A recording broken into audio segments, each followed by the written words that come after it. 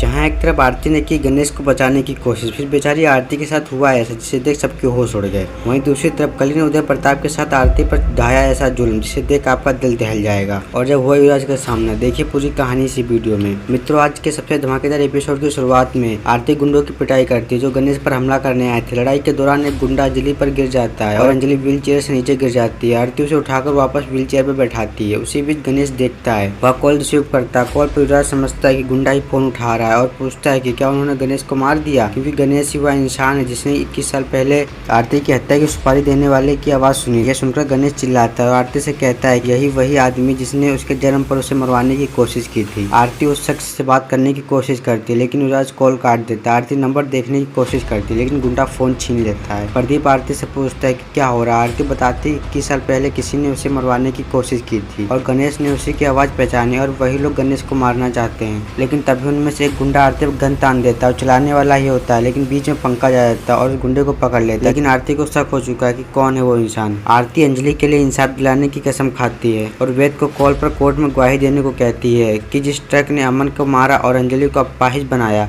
वह राजवंशी परिवार का है। वेद सोच में पड़ जाता है। तभी कली फोन छीनकर आरती से कहती है कि वेद कोर्ट में कोई गवाही नहीं देगा। आरती उसे स्वार्थी कहती है लेकिन कली कहती है कि वह राजवंशी परिवार की बहू है और अपने ससुराल और रिश्तेदार परिवारों की सुरक्षा उसकी जिम्मेदारी है।